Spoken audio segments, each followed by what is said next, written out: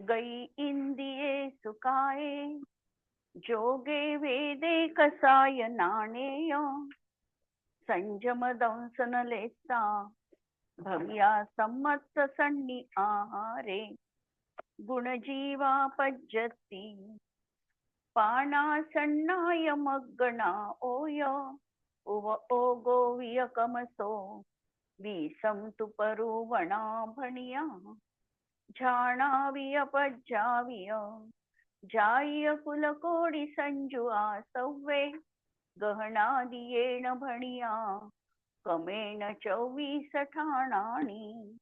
अंतिम शासन नायक 1008 भगवान महावीर स्वामी की जय. द्वादशांग श्रुतदेवी की जय. स्वाध्याय कक्ष संपेपर्यंत आम्हा सर्वांना चतुर्विध आहाराचा त्याग असणार आहे. काल आम्ही सत्य मनोवचन योग आणि अनुभय मनोयोग बघत आहे. चार्ट आमचा पाहून झाला आणि याच्यावरचे आमचे काही प्रश्न पण झालेले होते. सत्य मनोयोग सत्य पदार्थाच्या ज्ञानाविषयी जाणण्याची जी प्रवृत्ती, त्या अनुषंगाने होणारं जे परिस्पंदन, तो सत्य मनोयोग म्हटला. सत्य वचन योग सत्य अर्थाचं वाचक असणारं वचन आणि त्या निमित्ताने होणारी वचनाची प्रवृत्ती, भाषा समितीचा वापर, याच्यामुळे होणारा परिस्पंद, याला सत्य वचन योग म्हटलेला आहे. किंवा 10 प्रकारचं सत्यवचन जे आहे, या 10 प्रकारच्या सत्यवचनाच्या निमित्ताने जी काही वचन वर्गणांचं परिस्पंदन होत आहे, याला सत्यवचन योग असं म्हटलेलं आहे. अनुभय मनोयोग तशाच प्रकारचा की जे सत्य पण नाही आणि असत्य पण नाही. जसं काल आपण बघितलं की एखाद्याला प्रतिभास झाला, काहीतरी आभास झाला, त्याच्या दृष्टीने ते सत्य आहे पण खरं सत्य नाही आहे आणि त्याला एकदम आम्ही असत्य पण म्हणू शकत नाही. अशा प्रकारे जी जाणण्याची प्रवृत्ती, ती अनुभय मनोयोग आहे. या ठिकाणी अनुभय मनोयोगामध्ये म्हटल्या जातं पण समोरच्या व्यक्तीने ते कार्य करावं किंवा नाही करावं अशा प्रकारचं त्या ठिकाणी एकदम आग्रह नाही. जसं संस्कृतमध्ये विद्यार्थ वाक्याचा प्रयोग केला जातो. आज्ञार्थ वाक्य वेगळं. आज्ञार्थामध्ये समोरच्याला आज्ञा दिली जाते, त्याच्याकडून ते करवून घेतल्या जातं. पण एक विद्यार्थ नावाचा प्रयोग असतो संस्कृत भाषेमध्ये आणि त्याच्यामध्ये त्यांनी हे करावं अशी आपण इच्छा त्या ठिकाणी जरूर व्यक्त करतो. पण ती त्यांनी केली नाही तरी आम्हाला त्याचं काही दुःख होईल असं नाहीये. ते आम्ही साध्या पद्धतीने असं यांनी हे करावं बा, ही जबाबदारी स्वीकारावी, अशा प्रकारचा विद्यार्थ प्रयोग तिथे केला जातो. त्याप्रमाणे हे अनुभय वचन योग असतो की त्यांनी असं करावं असं वाटतं पण केलं नाही तरी त्याबद्दल खंत नाही किंवा दुःख नाही. अशा प्रकारचं अनुभय वचन योग असतो आणि त्याला जाणण्याची जी पदार्थाची जी प्रवृत्ती आहे, हा झाला अनुभय मनोयोग. सत्य आणि असत्य, सत्य आणि अनुभय वचन योगाचं कारण सांगताना सांगितलं की या ठिकाणी त्याचं कारण तर पर्याप्तक नामकर्माचा उदय आहे. कारण पर्याप्तक असल्याशिवाय हे त्याच्या जीवनामध्ये दिसत नाही. आणि या अनुषंगाने आम्ही बघितलेलं होतं की सत्यवचन हे 10 प्रकारचं आहे. कोणते 10 प्रकार आहे सत्यवचनाचे? आता आमचं हे थोडंसं विषयांतर आहे पण या अनुषंगाने हा प्रश्न आलेला आहे तर आपण त्याचं थोडक्यात समाधान देखील बघणार आहोत. सत्यवचन 10 प्रकारचं म्हटलं जातं. ते सत्यवचन असं आहे, पहिलं सत्य जे सांगितलं जातं, कुणाला माहिती असेल तर सांगू शकता. पहिलं सत्य सांगितलं ते जातं जे जनपथ सत्य किंवा देश सत्य म्हटलं जाते. देश सत्य याचा अर्थ ज्या देशामध्ये त्या शब्दांचं प्रचलन आहे त्याला तिथे तशा प्रकारचं संबोधन, तर याला म्हटलं जातं देश सत्य. जसं आमच्या भारतामध्ये भाताला तांदूळ म्हणजे तांदूळ म्हटले जाते, राईस ज्याला, किंवा इंग्रजीमध्ये त्याला राईस असं म्हणतात. म्हणजे आमच्याकडे तांदूळ हा शब्द प्रचलित आहे, तिकडे परराष्ट्रामध्ये जर गेलो तर त्याला इंग्लिश शब्द प्रचलित राहील. पण हे सत्य आहे म्हणून याला देश सत्य असं म्हटलं जाते. या देश सत्याच्या अनुषंगाने एखादा व्यक्ती देश सत्य बोलतोय तर त्याच्या अनुषंगाने त्याचं जे वचन आहे ते पण सत्य वचन योग म्हटलं जातो. दुसऱ्या प्रकारचं सत्य सांगितलं ते संमती सत्य. संमती सत्य म्हणजे अनेक लोकांच्या संमतीने एखादा शब्द रूढ करणे. जशी पहिले राजे लोक होते, राजे लोक अत्यंत श्रीमंत होते, उदार होते, धैर्यवान होते. तसेच गुण बघून एखाद्या व्यक्तीमध्ये राजा नसताना देखील हा राजा आहे असं म्हणणं, हे झालं संमती सत्य. याच्यामध्ये 10 लोकांनी त्याला मान्यता दिलेली आहे. किंवा एखाद्याला एखादी पदवी दिली जाते, पदवी देताना अनेक लोकांच्या संमतीने त्याला तशा प्रकारचं सन्मानित केलं जातं. हे आहे संमती सत्य. तिसरं निक्षेप सत्य किंवा स्थापना सत्य. एका वस्तूमध्ये दुसऱ्या वस्तूची जी स्थापना करतो, जसं आम्ही स्थापना निक्षेप सांगतो, त्याचप्रमाणे हे स्थापना सत्य आहे. उदाहरणार्थ, एखाद्या प्रतिमेमध्ये आम्ही ही चंद्रप्रभू आहे अशा प्रकारची चंद्रप्रभू भगवंतांची स्थापना करतो. किंवा बुद्धिबळाचे जे प्यादे असतात त्याच्यामध्ये हे प्याद आहे, हा राजा आहे, अशा प्रकारची स्थापना तिथे करतो. हे स्थापना सत्य आहे. नंतर नाम सत्य. व्यवहारामध्ये जाती, गुण, क्रिया यांची कोणतीही अपेक्षा न ठेवता केवळ लोकव्यवहार चालावा म्हणून एखाद्या वस्तूचं आम्ही नाम ठेवतो किंवा व्यक्तीचं नाव ठेवतो, ते नाम सत्य झालं. नंतर रूप सत्य. पुद्गलामध्ये सगळे गुण आहे असं असताना रूपाला प्रधानता देऊन त्या वस्तूला तशा प्रकारचं म्हणणं.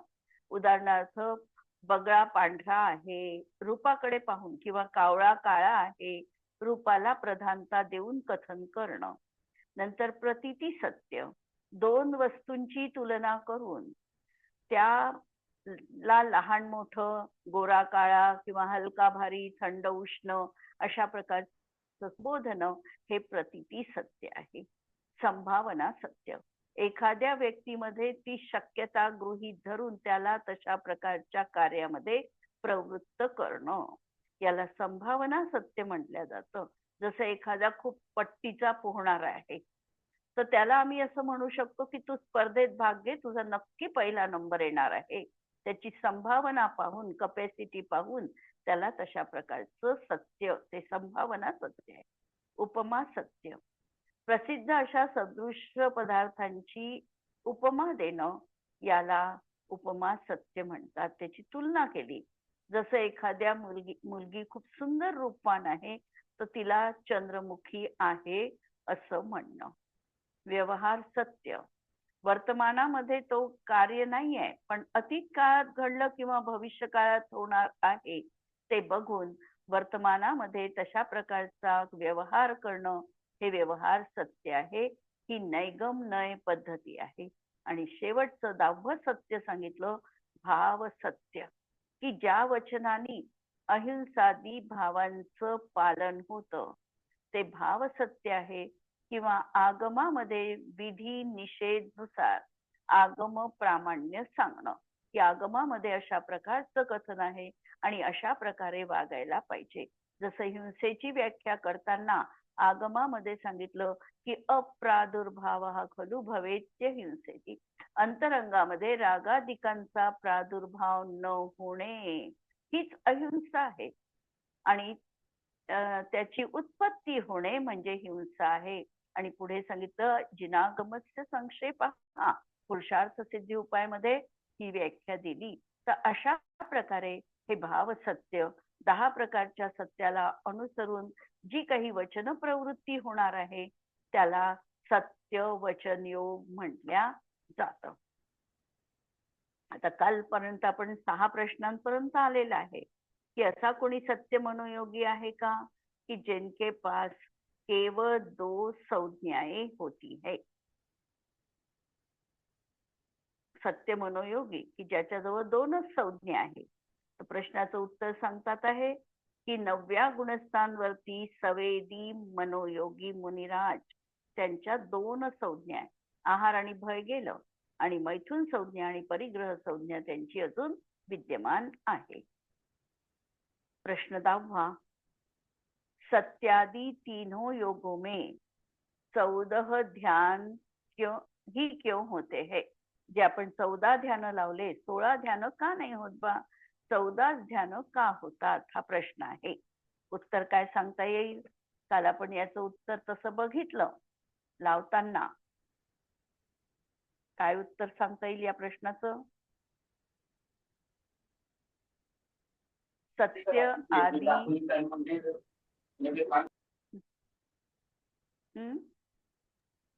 शेवटचे दोन्ही शुक्ल ध्यान हे अयोग अवस्थेत होतात म्हणून.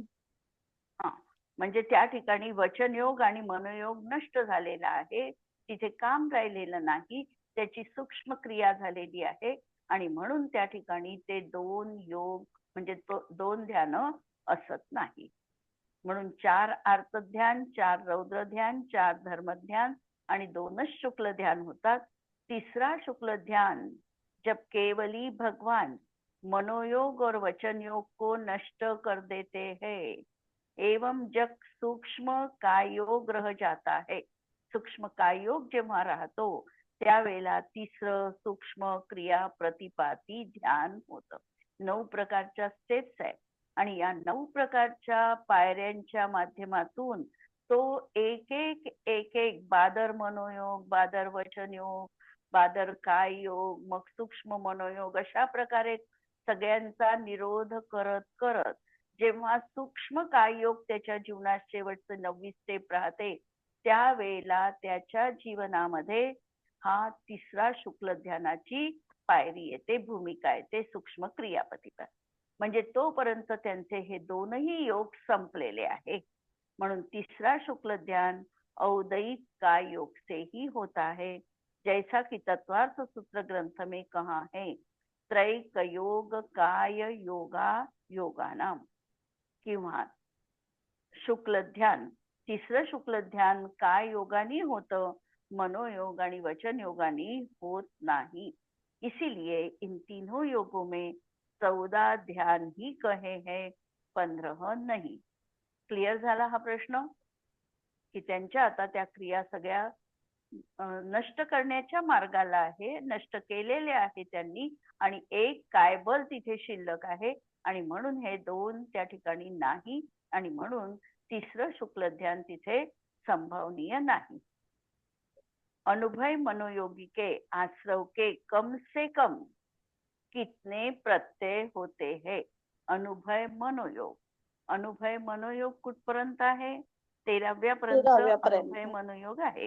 हा, आणि त्या ठिकाणी आता आश्रवाचे किती कमीत कमी प्रत्यय राहतील? तर एक एकच राहील. कोणता? आश्रव काय योग फक्त. अनुभव मनोयोगी के आश्रव का कम से कम एक प्रत्यय हो सकता है. 11वें 12वें 13वें गुणस्थान में केवल एक स्वकीय अर्थात अनुभव मनोयोग संबंधी आश्रव का प्रत्यय होगा, क्योंकि एक समय में एक ही योग होता है. या अपेक्षेने त्यांनी घेतलेला आहे. यावर कुणाला काही प्रश्न असेल तर विचारू शकता, नाहीतर आपण पुढचा चार्ट बघू.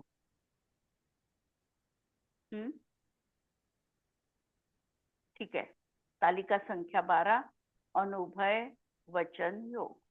अनुभव वचन योग हा पहिल्यांदा हे म्हटल्यानंतर आम्हाला त्याची गुणस्थानं लक्षात आली पाहिजे की अनुभव वचन योग कोणकोणत्या जीवांपासून कोणकोणत्या जीवांपर्यंत आणि किती गुणस्थान वरती जीवांना संभवनीय आहे. तर अनुभव वचन योग हा द्विनिंद्रिय जीवांपासून सर्वांना आहे आणि म्हणून त्यांची गुणस्थानं असणार आहे 1 ते 13. 1 ते 13 त्यांची गुणस्थान असणार आहे. गती असणार आहे मनुष्य गती असणार आहे, कारण तिर्यंच्या गतीत आहेच तो. द्विनिंद्रियापासून आहे म्हणजे तिर्यंच्या गतीत आहे, मनुष्य गतीत, देव गतीत आणि नरकामध्ये. 4ही गतीत आहे, 13 गुणस्थान पर्यंत आहे. अशा तऱ्हेने हा योग आम्हाला लावायचा आहे. गती किती? 4ही. इंद्रिय किती? अनुभव वचन योगामध्ये कोणत्या इंद्रियापासून जीव घ्यायचे?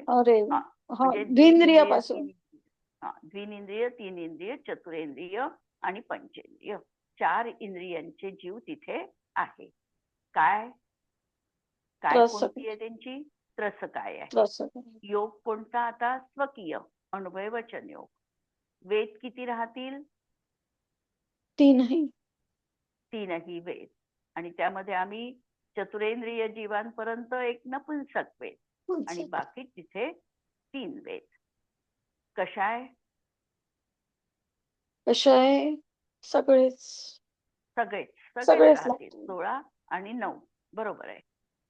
परत अपेक्षा लावू नये. आता आपण लावतच आहे तर ती मनामध्ये ठेवा. ज्ञान, अनुभव वचन योग 13व्या गुणस्थानापर्यंत ऍक्च्युली असतो. सगळेच ध्यान लावता येतात मग सगळे आता. 8ही लावता येतात ध्यान. 5 आणि 3 8ही, कारण 13व्या पर्यंत आहे म्हणून. संयम 7ही संयम लागतात. दर्शन 4 4. क्लेशा 6 6. भव्य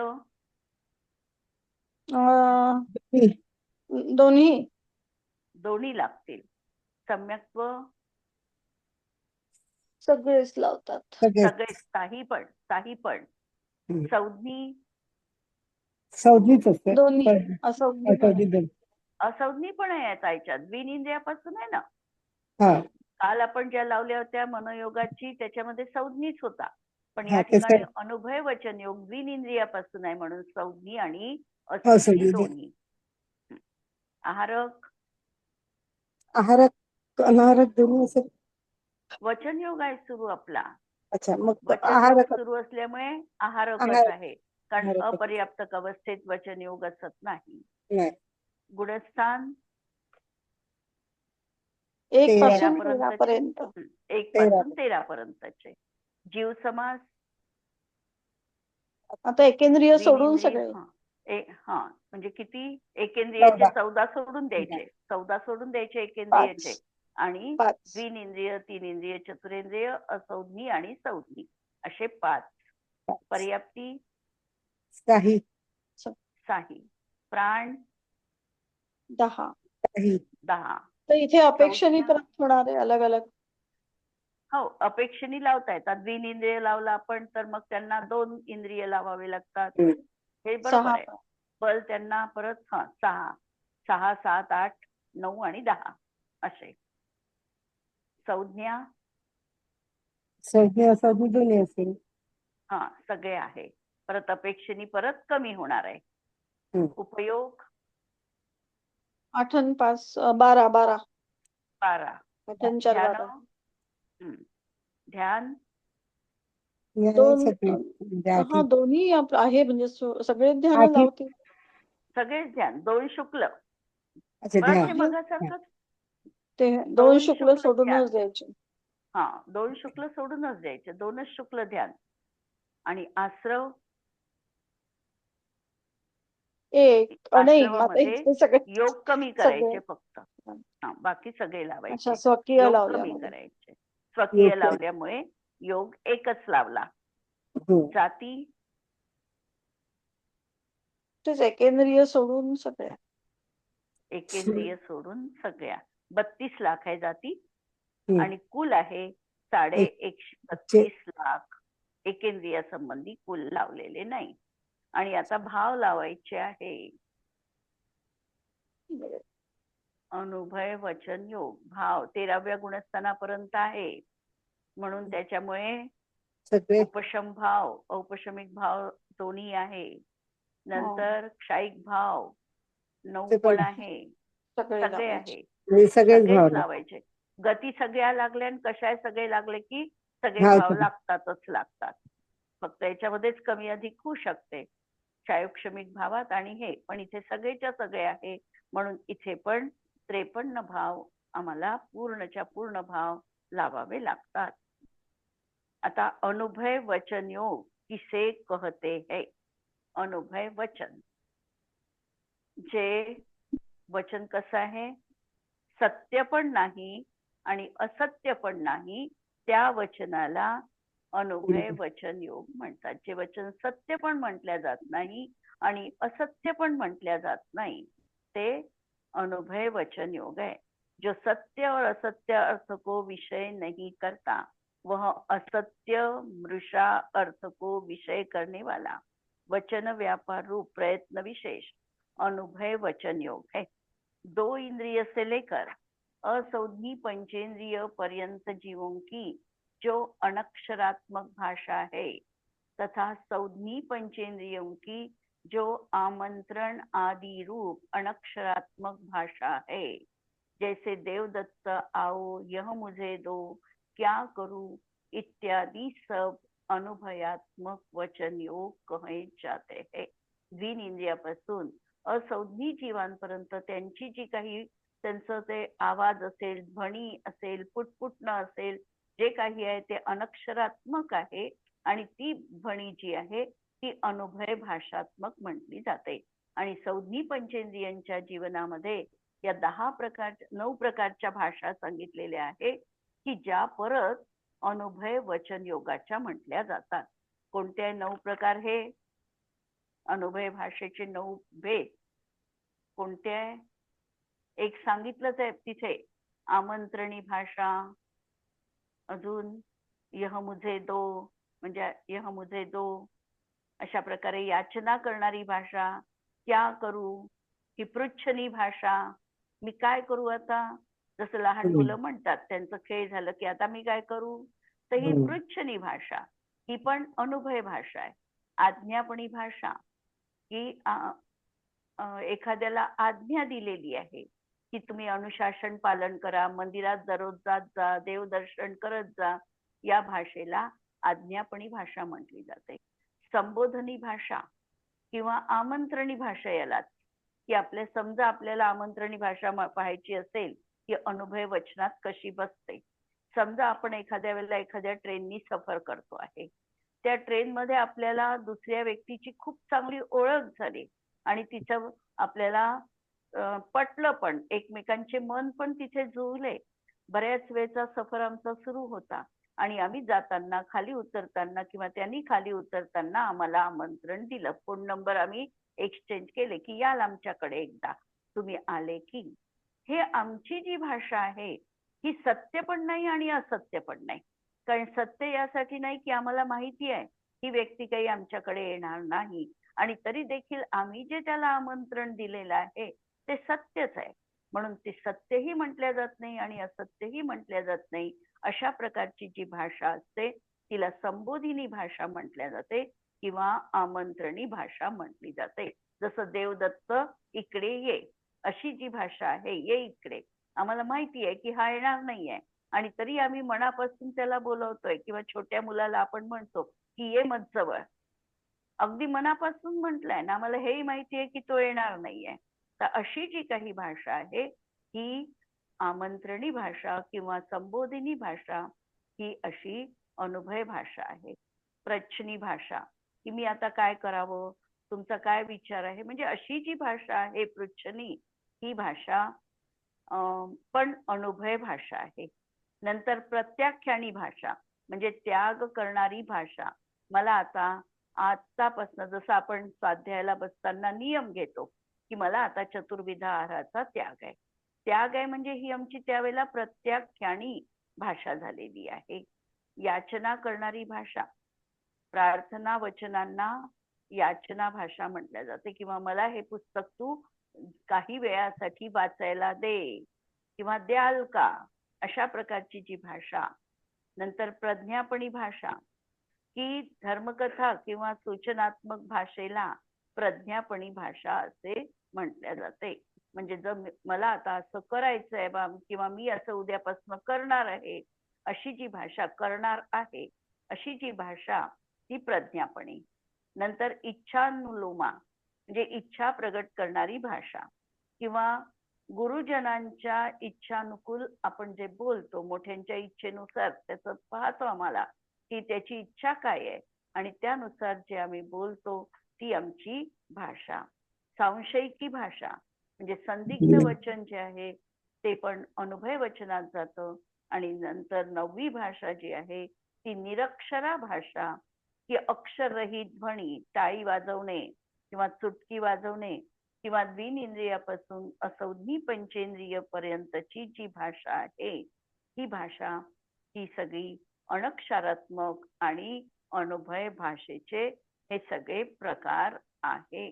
अशा तऱ्हेने या 9 तऱ्हेच्या ज्या अनुभय भाषा आहे, तर त्याच्या माध्यमातून जो आमचा वाचक म्हणजे भाषेचा परिस्पंद होतोय, वचनाचा प्रवृत्ती रूप व्यापार होतो आहे, तो आहे आमचा अनुभय वचन योग.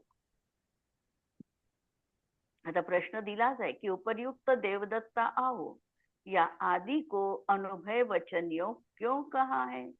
देवदत्ता आओ आदि वचन श्रोता जनों को सामान्य से व्यक्त और विशेष रूप से अव्यक्त अर्थ के अवयवों को बताने वाले हैं.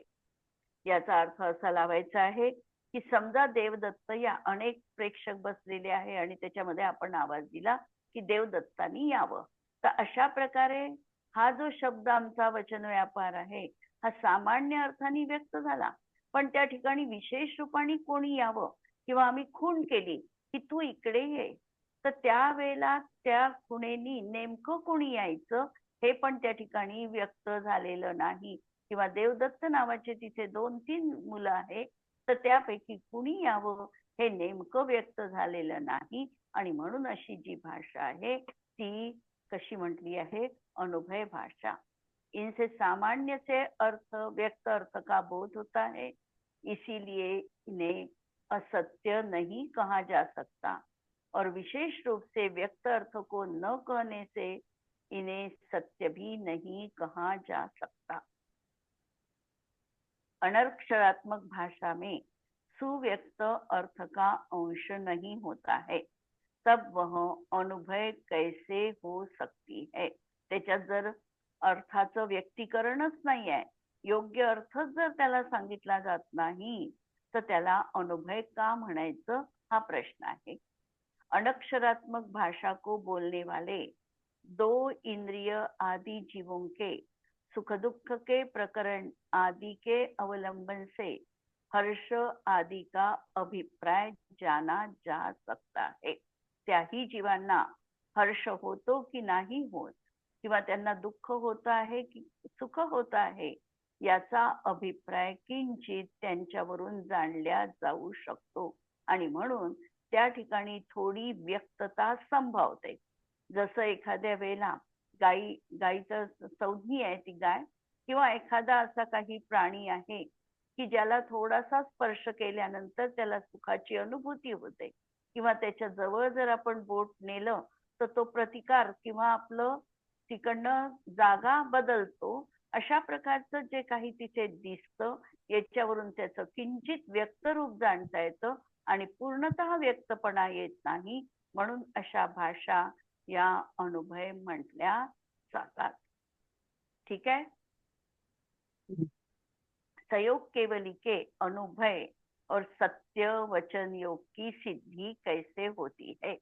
जे आता केवली भगवान आहे, केवली भगवंतांना देखील 2 तऱ्हेचा वचन योग सांगितलेला आहे. त्यांना सांगितलं त्यांचं सत्य वचन योग आहे आणि अनुभय वचन योग आहे. सत्य तर आम्हाला समजू शकते, पण अनुभय वचन योग त्यांचा कसा म्हटल्या जातो? भगवान की दिव्य ध्वनि के सुनने वालों के श्रोत्र प्रदेश को प्राप्त होने के समय तक अनुभय भाषा रूप होना सिद्ध है. जोपर्यंत समोरच्या व्यक्तीच्या कानापर्यंत ते शब्द जात नाही तोपर्यंत त्यांची जी ध्वनी आहे ती ओंकारमय आहे, ती अनक्षरात्मक आहे. भाषा रूप आहे पण अनक्षरात्मक आहे.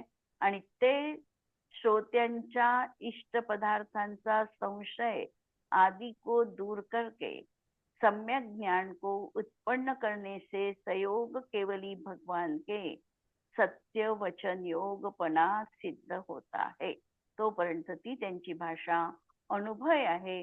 जशी ती श्रोत्यांच्या कानावर पडते आणि ते आपल्या भाषेमध्ये त्याला समजतात, त्यावेळी त्याच्या माध्यमातून श्रोत्यांच्या मनामधला असलेला संशय अज्ञान दूर होतो आणि म्हणून ते वचन सत्य वचन म्हटल्या जातं. अशा तऱ्हेने संयोग केवलींना अनुभय आणि सत्य मनोयोगा सत्य वचन योगाची सिद्धी आहे. प्रकरण समजलंय? हे संयोग केवलींचं अनुभय वचन योगाचं ही त्यांची ओंकार रूप ध्वनी आहे आणि ओंकार रूप ध्वनी असल्यामुळे सर्वांगातून ती कीर्ते आहे आणि ती त्यांची ओंकार जी भाषा आहे ही अनुभय भाषा म्हटली जाते. ठीक आहे. आणि जेव्हा जशी ती श्रोत्यांच्या कानावर पडते तर ती किती भाषेमध्ये परिवर्तित होते? आम्ही म्हणतो जयमालेमध्ये 18 महाभाषा आणि 700 लघुभाषा. हा 18 महाभाषा आणि 700 लघुभाषामध्ये ती परिवर्तित होते. म्हणजे ती शब्दांचं रूप धारण करते आणि त्या शब्दांच्या माध्यमातून जो श्रोता आहे तो आपला संशय दूर करू शकतो, अज्ञान दूर करू शकतो. म्हणून त्या वचनाला सत्य वचन योग म्हटल्या जातो. क्लिअर? पुढचं, तीर्थंकर तो वितराग है, उनके बोलने की इच्छा का तो अभाव है, फिर उनके मात्र सत्यवाणी ही क्यों नहीं खिरी, अनुभय वाणी भी क्यों खिरी. है ना? तीर्थंकर त्यांना बोलण्याची इच्छा नाही, मग त्यांचे सत्यवचनच निघायला पाहिजे होते. अनुभय का म्हटल्या गेली? तीर्थंकरों के जीव ने पूर्व में ऐसी भावना भाई थी कि संसार के सभी जीवों का कल्याण कैसे हो. उसी भावना को उनके सहज तीर्थंकर गोत्र प्रकृति का बंध पड़ गया था. इसी के उदय से वाणी खिरती है. अनादिकाल से जीव अज्ञान के कारण पौद्गलिक कर्मों से बंधा हुआ है. ऐसे जीवों को मोक्ष मार्ग दिखाने के लिए जीव का तादात्म्य संबंध अपनी गुण पर्याय के साथ किस प्रकार का है, उसी का ज्ञान कराने के लिए सत्यवाणी खिरी है. और जीव की पौद्गलिक कर्मों के संयोग से कैसी अवस्था हो रही है, इसका ज्ञान कराने के लिए अनुभय वाणी खिरी है. यह दोनों प्रकार की वाणी एक साथ सहज खिर रही है. इस वाणी को सुनकर ही गणधर देवों ने सूत्रों की रचना की है. म्हणजे तीर्थंकर भगवंतांना तीर्थंकर प्रकृतीच्या बंधाचं कारण काय आहे? कारण त्यांनी अत्यंत पवित्र भावनेने, शुद्ध मनाने सर्व जीवांच्या कल्याणाची भावना व्यक्त केलेली होती. त्याची परिणती सम्यक्त्व सहित परिणाम झाल्यामुळे त्यांना तीर्थंकर प्रकृतीचा बंध पडला आणि त्यामुळे जसा तीर्थंकर प्रकृतीचा उदय सुरू झाला 13व्या गुणस्थानात त्यांची दिव्य ध्वनी खिरली आणि ही दिव्य ध्वनी खिरत असताना प्रत्येक जीवाला आपल्या भाषेमध्ये ती आकलित झाली. हे सत्यवचन आहे. हे आगमामध्ये अशाच प्रकारे तुला देखील कार्य करावं लागणार आहे. तुझा आत्मा तू आहे आणि कर्म पर आहे. हे स्वपर भेद विज्ञान करविण्याचं महत्वपूर्ण कार्य या दिव्य ध्वनीच्या माध्यमातून घडलेलं आहे. पण ही दिव्य ध्वनी स्वयं निरक्षर असल्यामुळे किंवा ओंकार रूप असल्यामुळे आणि त्या आणखी एक परत वैशिष्ट्य की जरी त्यांनी दिव्य ध्वनी ही संपूर्ण जीवांना त्या ठिकाणी आकलित झाली तरी त्यांनी त्याचं पालन करावंच हा त्यांचा आग्रह नाही. जर त्यांच्या दिव्य ध्वनीचं श्रवण करून जर जीवाला तशा प्रकारची भावभासना झाली आणि त्याला जे कल्याण करण्याची इच्छा झाली तर तो आपल्या स्वपरिणामांच्या निमित्ताने कल्याण करतो. त्यांच्या मनामध्ये माझा उपदेश ऐकून या जीवानी कल्याण करावं हा जो परकर्तृत्वाचा भाव आहे याला संपूर्णतः त्यांना ते सुटले आहे. ते वितरागी आहे आणि त्यामुळे त्यांची जी वचन वर्गणा आहे ती याही दृष्टीने अनुभयात्मक म्हटली जाते. म्हणजे ती करावीच हा आग्रह नाही. जसं आता मी म्हटलं की विद्यार्थ प्रयोग आहे, तो विद्यार्थ प्रयोग असल्यामुळे आग्रह नाही, आज्ञापणी भाषा नाही आणि म्हणून ते वचन अनुभय वचनयोग त्यांचा म्हटल्या जातो. पुढचं प्रकरण उद्याला पाहू आपण. यावर कुणाला काही प्रश्न असेल तर विचारू शकता.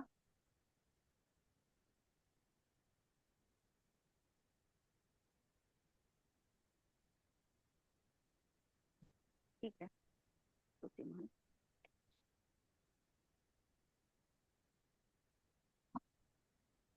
स्याद्वादनय षट्द्रव्य गुण पर्याय और प्रमाण का जड़ कर्म चेतन बंध का अरु कर्म के अवसान का कह कर स्वरूप यथार्थ जग का जो किया उपकार है उसके लिए जिनवाणी माँ को वंदना शत बार है वंदना शत बार है